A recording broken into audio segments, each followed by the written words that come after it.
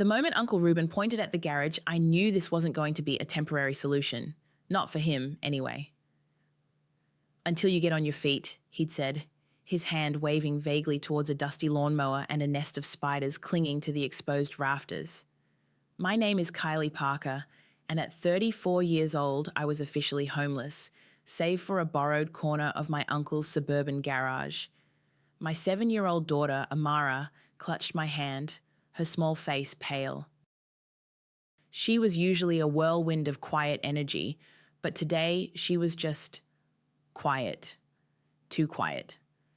The messy divorce from her father, Mark, had left us with next to nothing. No savings, no house, just a beat-up car packed with what little we could fit. We'd driven 3 states to get here, to Reuben Graham's sprawling, manicured lawn in a town I barely knew.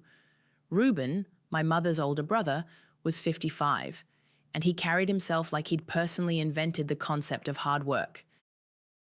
He'd made his money in construction, and every square foot of his expensive house screamed it. His wife, Vanessa, 52, stood by the front door, a thin smile plastered on her face that didn't quite reach her eyes. She wore a silk scarf even inside, an accessory I hadn't seen since a fashion magazine from 2005. "Well, come on in then," Reuben boomed, ushering us past the pristine living room, past the grand piano in the foyer, and straight into the kitchen. The smell of something rich and roasted hung in the air. Vanessa immediately offered Amara a glass of juice from a crystal pitcher. "Elise just finished her piano lesson," she said, as if that explained the entire universe.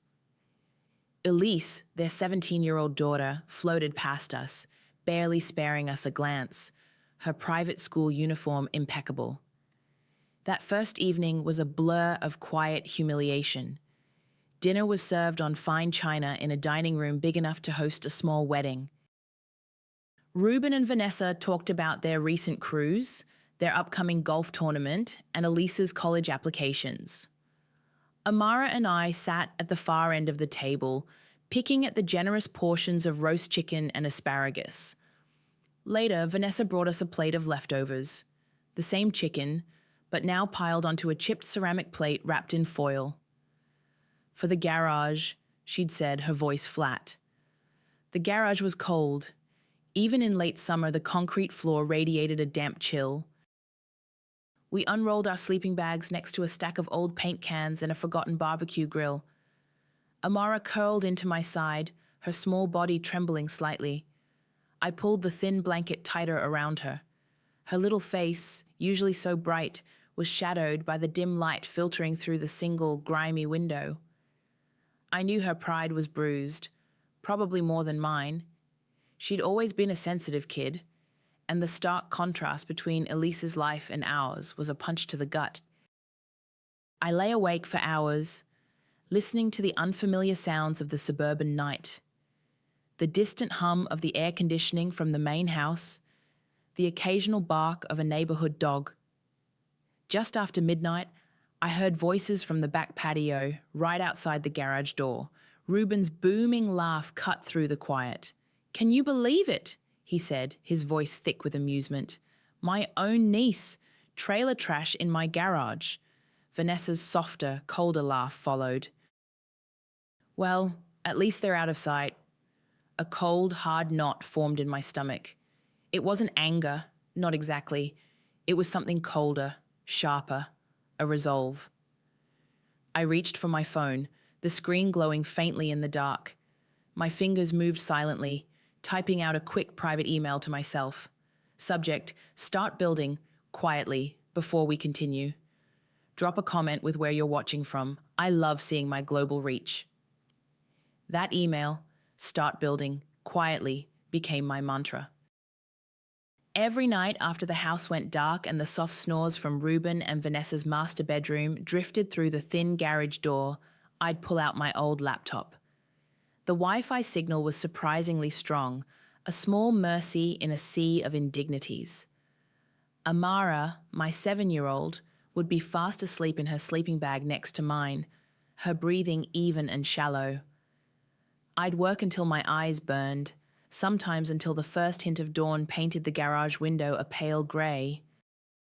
I started with the basics: wordsmithing for small businesses, managing social media accounts for local dentists and dog groomers.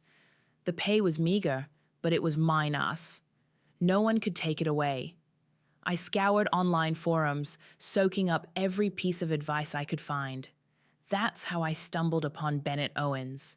He was a LinkedIn guru, running a series of digital marketing courses that promised to turn novices into pros. His free webinars were gold mines, and I devoured them. One evening, after a particularly insightful session on optimizing Upwork profiles, I bit the bullet and signed up for his full paid course. It wasn't cheap, but it felt like an investment, not an expense. Weeks bled into each other. The routine was brutal. Mornings, I'd get Amara ready for the local public school. Ruben and Vanessa had insisted on it. Private school is for those who can afford it, Ruben had declared over breakfast one morning, pointedly looking at me. Elise, their 17-year-old, would be picked up by a sleek black car for her private academy, her uniform crisp, her backpack always looking impossibly light. One afternoon, Amara came home from school, her shoulders slumped. She usually chatted about her day, but today she was quiet. Too quiet. I knelt down, pulling her close. "What's wrong, sweetie?" She mumbled something into my shirt. "Elise?" She said my shoes were ugly. My blood ran cold. Elise didn't even go to Amara's school. I pulled back, looking at Amara's worn but clean sneakers. "What do you mean, honey? Elise isn't at your school?" Amara looked up, her eyes welling. She was waiting outside with her friends. They were laughing. She said, "Look, it's the girl from the garage. Are those even real shoes?" A hot wave of fury washed over me. My daughter, humiliated by a spoiled teenager.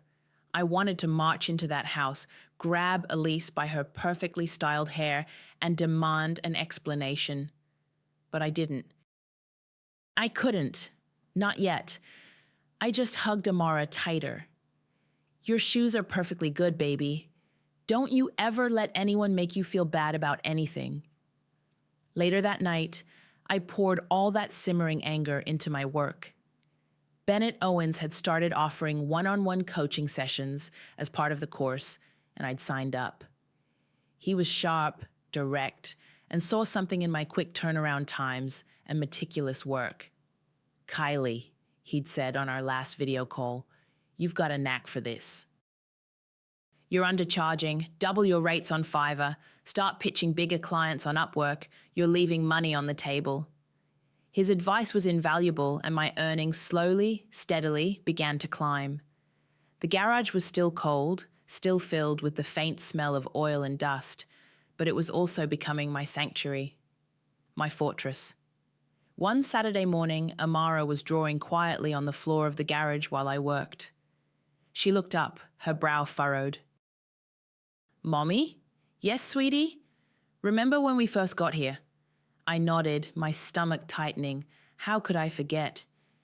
Aunt Vanessa, she took my breakfast plate away one morning. Amara's voice was barely a whisper. She said, "You people eat later." My hand froze over the keyboard. My breath hitched. I remembered that morning. I'd been in the bathroom and Amara had gone into the kitchen ahead of me.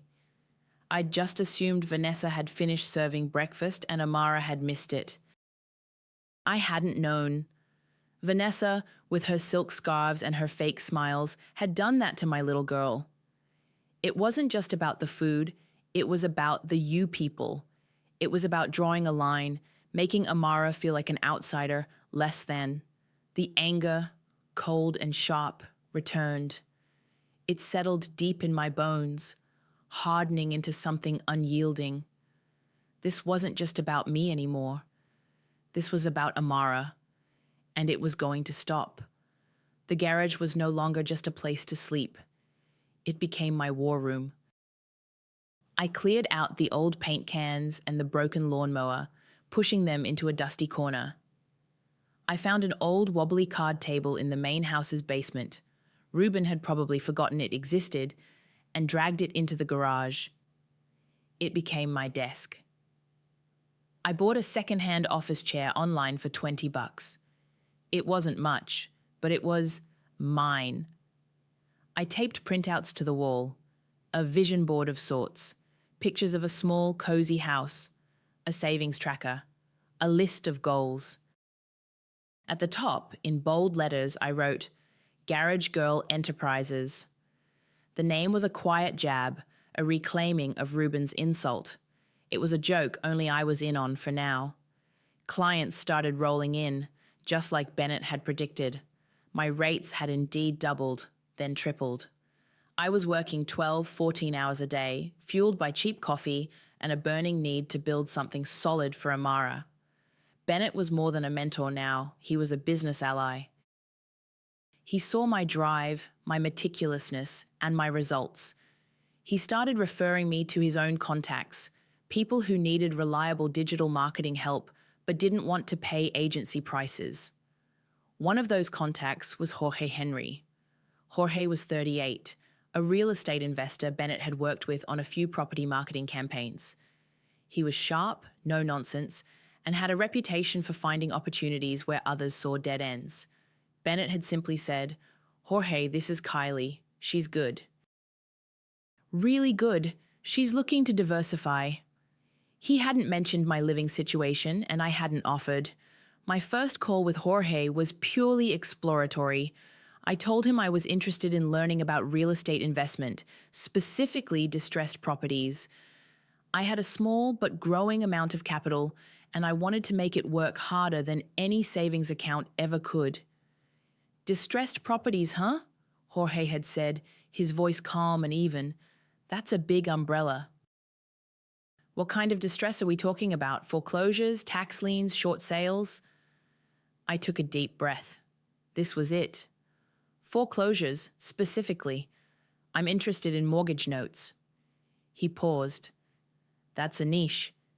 You know what you're getting into? I've been reading up, I admitted. A lot. I understand the risks, but I also understand the potential. Over the next few weeks, Jorge became an invaluable resource. He explained the intricacies of the market, the legalities, the risks. He taught me how to research properties, how to find public records, how to track ownership and debt. It was dry, technical stuff, but I absorbed it like a sponge. Every night, after Amara was asleep, I wasn't just working on client projects. I was researching, learning, planning. One night, while researching local property records, a name popped up that made my blood run cold. Reuben Graham. His address, 28472 Maple Bend Drive. The same house I was currently living in the garage of. My hands trembled as I dug deeper. It wasn't hard to find. Public records were, well, public. What I found made my jaw drop. Reuben, the self-proclaimed self-made man, the one who boasted about outlasting recessions, was swimming in debt. He'd refinanced the house not once, not twice, but 3 times in the last 5 years. Each time, the loan amount had gone up. The last refinance, just 18 months ago, was for an amount that seemed astronomical, given his apparent income. He was using the house as an ATM, and the worst part? He was about to miss another payment.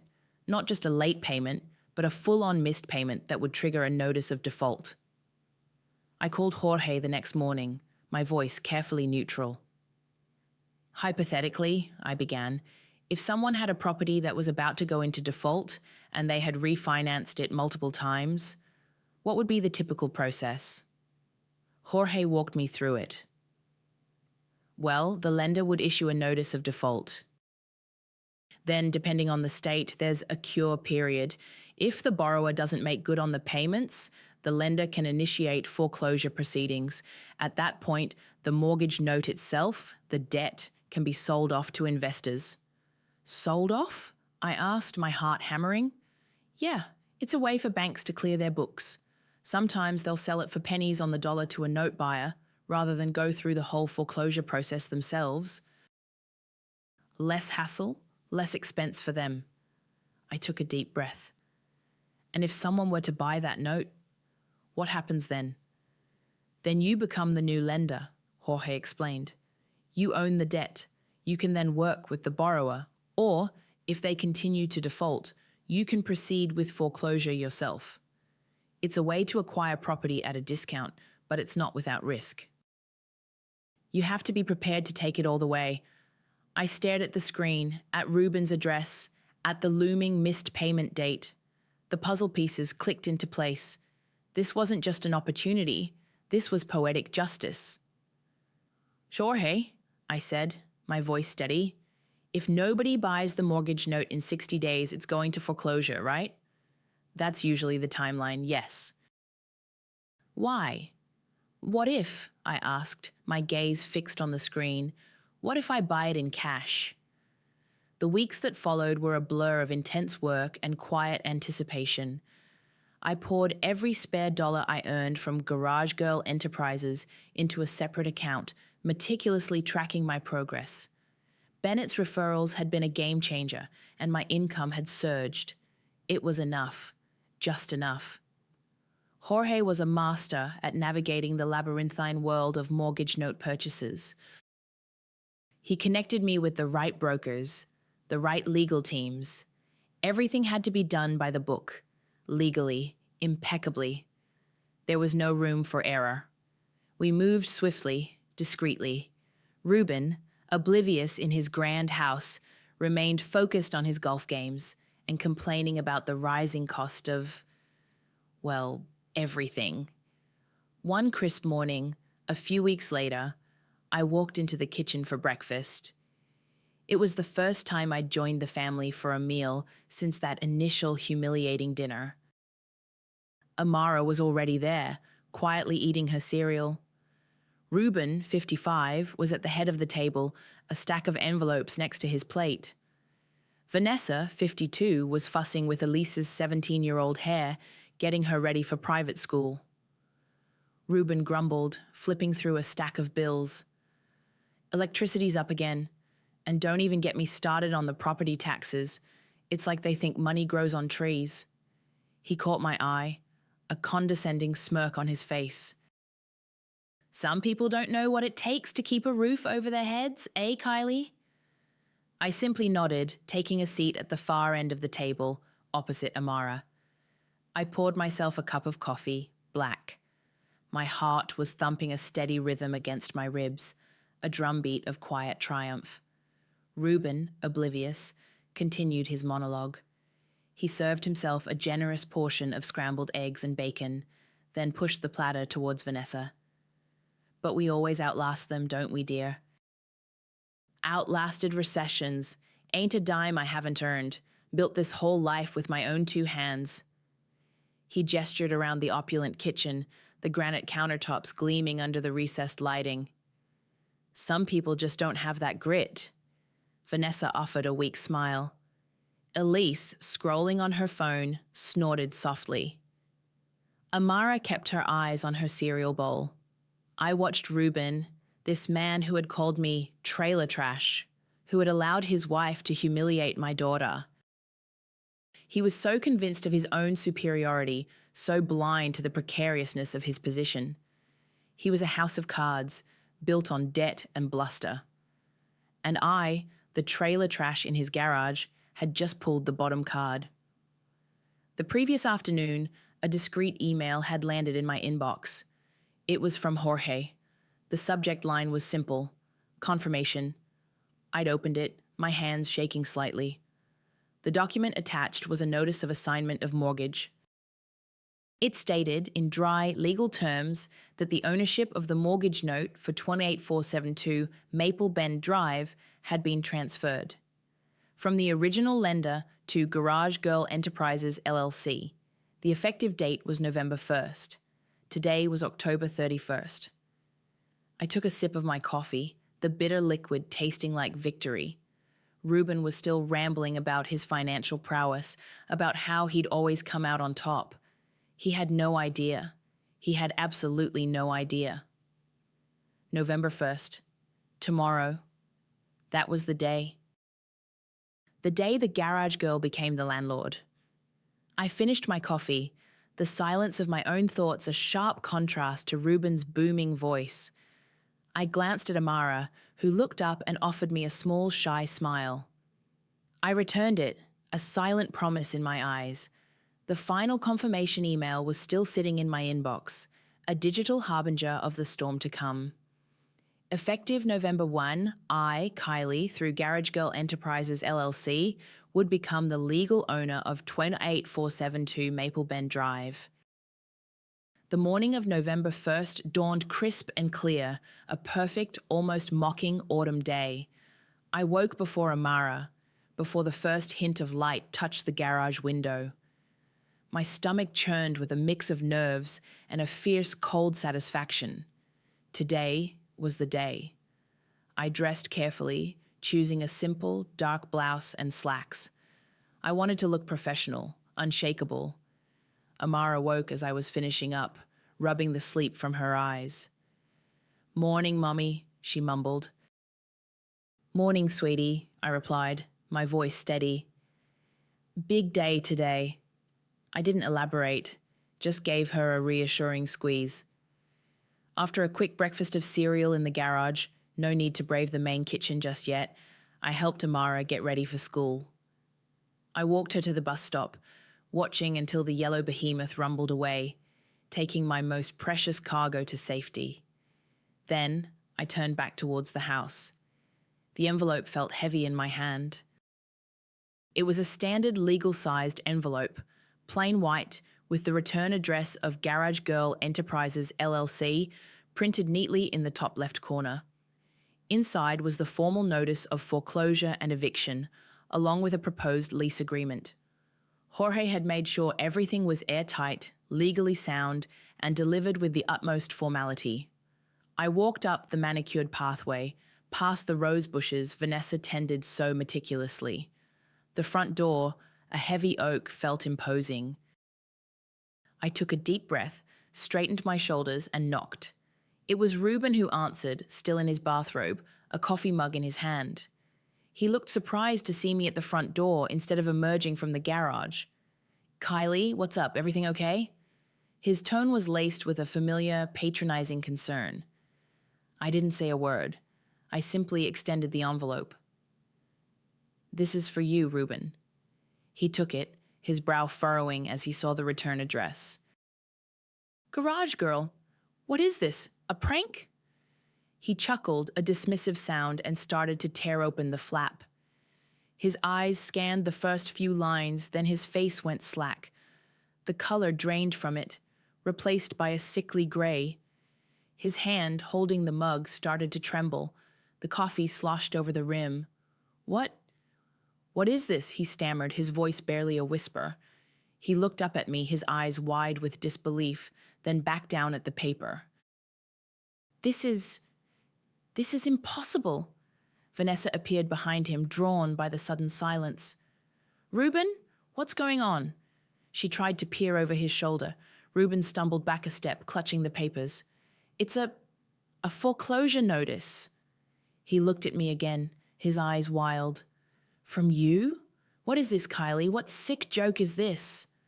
"It's no joke, Ruben," I said, my voice flat, devoid of emotion. "As of today, November 1st, Garage Girl Enterprises LLC is the legal owner of this property, 28472 Maple Bend Drive." I paused, letting that sink in. "You have 30 days to vacate the premises. Or," I continued, holding out a second folded document, "you can sign this lease agreement. The rent will be double what your previous mortgage payment was." His jaw dropped. Vanessa gasped, her hand flying to her mouth. She looked from the papers in Ruben's hand to my face, her own face contorting with a mixture of shock and dawning horror. You can't do this," Ruben roared, his voice cracking. "This is my house. I built this." "You bought it, Ruben, and then you mortgaged it and mortgaged it again, and then you stopped paying for it," I stated simply. "I just picked up where you left off." Upstairs, I heard a muffled cry, then the sound of something heavy hitting the floor. Vanessa's eyes darted upwards and I could hear her starting to sob. Elise, probably. Reuben stood there, a defeated, broken man in his bathrobe, the self-made millionaire exposed. He looked like he wanted to hit me, but he just stood there, shaking. "Get out!" he finally choked out, his voice hoarse. "Get out of my sight." I didn't move. "I'm already in," I said, "and this isn't your sight anymore. It's mine." I turned and walked back to the garage, retrieved my and Amara's few belongings, and then walked straight into the house. I bypassed the guest room, bypassed Elise's room, and walked directly to the master bedroom. It was spacious, with a huge four-poster bed and a private balcony overlooking the manicured backyard. I set our bags down on the plush carpet. Later that night, after Amara had finished her homework at the large desk in what was now her new room, I heard it. The familiar, delicate notes of a piano drifting from the living room. It wasn't Elise's practiced, slightly arrogant playing. It was hesitant, a little clumsy, but filled with a quiet joy. Amara. She was playing Elise's piano. And for the first time in a long time, the house felt like home. Reuben didn't leave. He couldn't. The humiliation of that November 1st morning hung heavy in the air, a thick, suffocating blanket.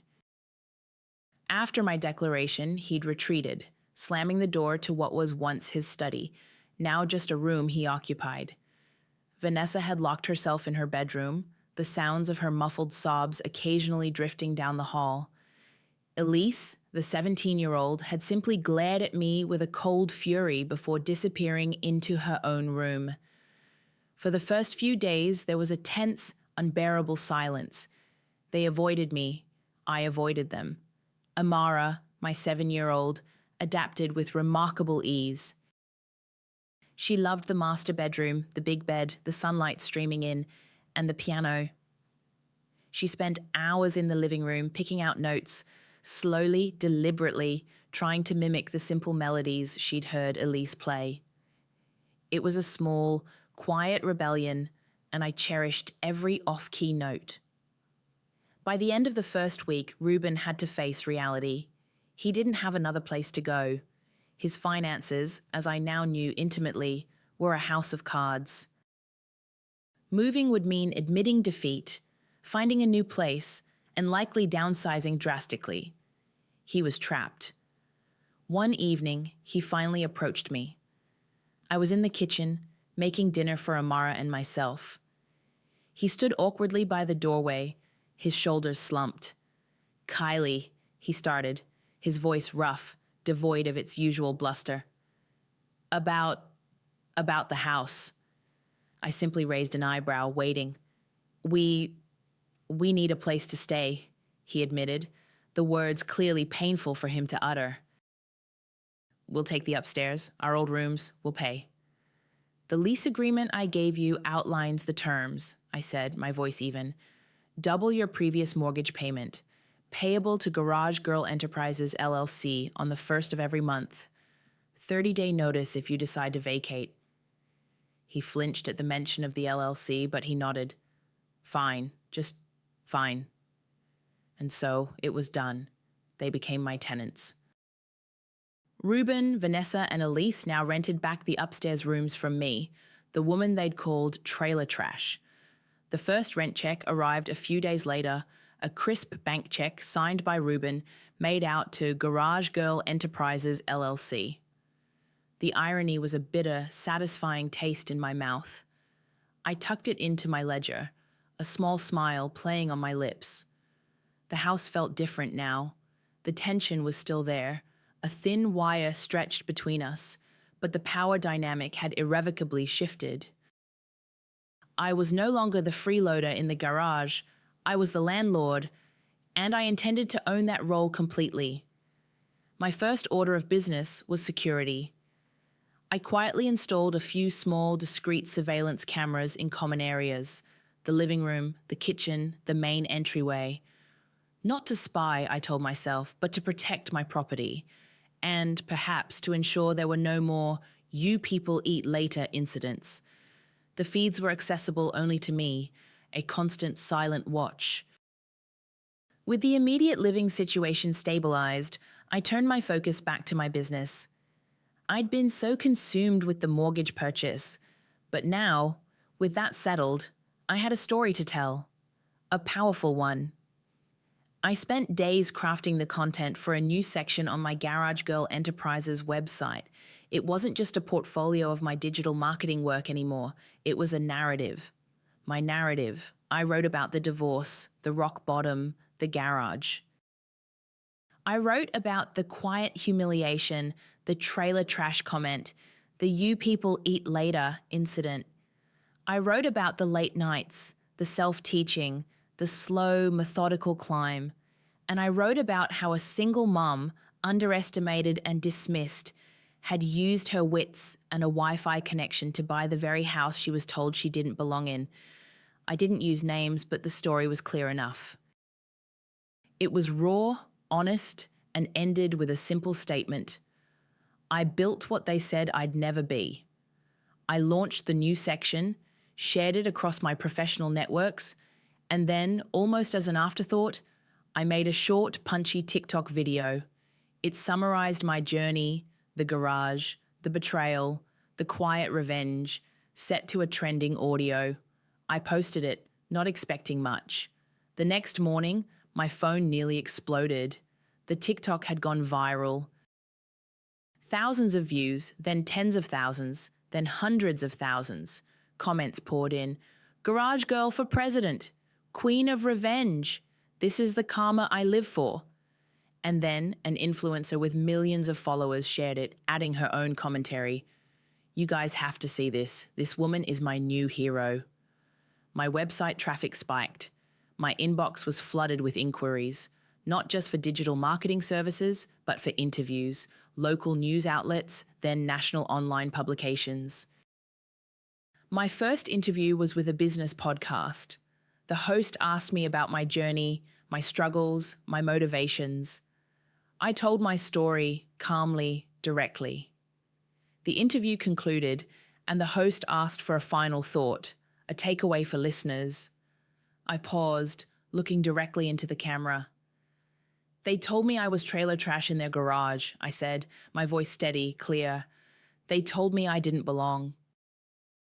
But I built what they said I'd never be. The viral TikTok and subsequent interviews changed everything, not just for my business, but for the atmosphere in the house. Ruben stopped speaking to me entirely. He'd walk past me in the hallway as if I were a ghost, his face a mask of bitter resentment. Vanessa, too, became spectral. She moved through the house silently, her eyes downcast, avoiding my gaze. The only sounds from their part of the house were the occasional clatter of dishes or the low murmur of the television. Elise's reaction was more dramatic. A few weeks after the story blew up, she suddenly dropped out of her private school. I overheard Ruben yelling at her one night, his voice muffled but furious. "You're making us look like fools." How could you just quit? I didn't know the full story, but I suspected the public humiliation of her parents, and by extension herself, had become too much for a 17-year-old to bear in a competitive private school environment. She spent most of her time holed up in her room, the door always closed. The house, once filled with Ruben's booming pronouncements and Vanessa's passive-aggressive comments, was now eerily quiet. It was what I had wanted, wasn't it? To silence them. To take back control. And I had. Then, one afternoon, a car pulled into the driveway. It wasn't a car I recognized. A woman emerged, her hair a familiar shade of grey, her posture ramrod straight. My stomach dropped. Yvonne, my mother. She was 60 now, but time hadn't softened the sharp edges of her presence. I hadn't seen her in years, not since a particularly nasty argument that had ended with me walking out of her life, swearing I'd never be like her. She had a temper, a quick, cutting tongue, and a history of settling scores with a vengeance that left emotional wreckage in its wake. She walked straight to the front door, bypassing the garage entirely.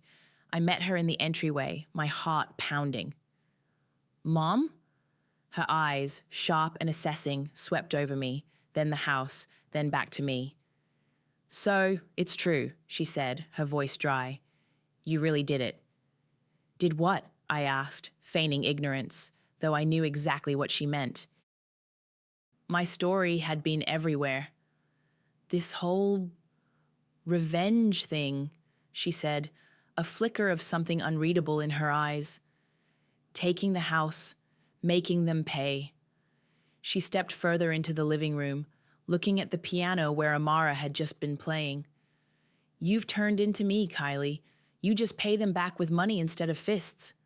Her words hit me like a physical blow. I recoiled. "That's not fair, Mom.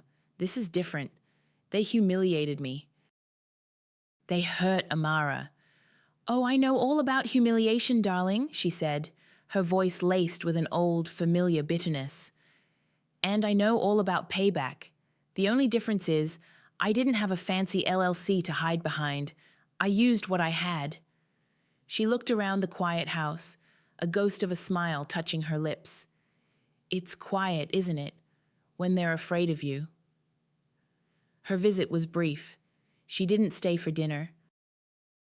She just delivered her observation, her chilling comparison, and then she was gone, leaving behind a lingering sense of unease. I had sought justice, but had I merely become a mirror of the very spite I'd tried to escape? Was this generational karma repeating itself, just with a different currency? That night, after Amara was tucked into bed, I sat on the edge of her mattress, watching her sleep. The house was silent, save for the distant hum of the refrigerator. Amara stirred, her eyes fluttering open. "Mommy," she whispered, her voice soft with sleep. "Yes, sweetie?" She stretched, then snuggled deeper into her pillow. "I like it here now." Her voice was clear, simple. "We're warm, we're clean, and I can play the piano whenever I want." Her words were a balm to my raw nerves. I had created safety for her, warmth, cleanliness, freedom. She wasn't being humiliated anymore. She wasn't being told she was trailer trash or that "you people eat later." She was just Amara, 7 years old, safe in her own bed, in her own home. I had done this for her. That was the core of it. But as I looked at her peaceful face, a new question formed in my mind, a quiet, unsettling echo. What had it cost? Not just them. What had it cost me? The air was crisp, carrying the faint scent of fallen leaves. It was November 1st again. A full year had passed since I'd stood on the porch holding that envelope, changing everything. A year since Amara, now 8 years old and growing like a weed, had started playing the piano in the living room. I walked to the mailbox, the familiar clang of the metal door echoing in the quiet morning. Inside, nestled among junk mail and a utility bill, was a single plain envelope. It was addressed to Garage Girl Enterprises, LLC. No return address, but I knew who it was from.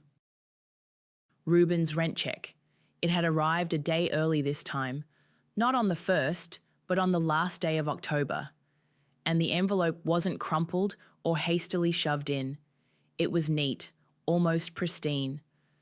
The check inside was perfectly filled out, the signature legible. There was no note, no message, just the payment. It wasn't an apology, but it was an acknowledgement, a surrender, perhaps, to the new reality. I carried it back inside, the weight of it feeling different this year. Not just satisfying, but heavy. I tucked it into the ledger where I meticulously tracked all my business finances. Garage Girl Enterprises was thriving. The viral story had brought in a flood of new clients, speaking engagements, even a book deal offer I was still considering. Bennett was still my mentor, now a friend. Jorge was a trusted advisor, helping me explore other investment opportunities. The house was quiet. Too quiet sometimes. Ruben, 56 now, and Vanessa, 53, still lived upstairs. They rarely ventured downstairs when Amara and I were around. Their meals were eaten in their rooms, their conversations hushed. Elise, 18, had left for community college a few months ago, a stark contrast to the Ivy League dreams Vanessa had once boasted about. The grand piano in the living room, once Elise's domain, was now Amara's. As I sat on the back porch sipping my tea, the gentle, somewhat clumsy notes of the piano drifted down from the living room. Amara was practicing a new piece, a simple melody she'd learned from a book. Her playing was getting better, more confident. She was thriving, blooming in the warmth and security of this house, this home that was finally ours. I had achieved everything I set out to do. I had taken back control. I had protected Amara. I had built something from nothing, silencing the voices that had tried to diminish me. The revenge, in its bureaucratic, perfectly legal execution, had tasted sweet. But as the piano notes filled the air, a quiet understanding settled over me. The silence in the house, the absence of Ruben's bluster and Vanessa's passive-aggressive barbs, had created a different kind of emptiness. My mother's words from months ago echoed in my mind. "You've turned into me. You just pay them back with money instead of fists." The satisfaction was real, but so was the loneliness that came with severing those ties, even toxic ones. The fight had consumed me, given me purpose. Now that it was won, a new kind of quiet had settled in. People warned me karma's a bitch. But sometimes she wears heels, signs leases, and names her business after a joke.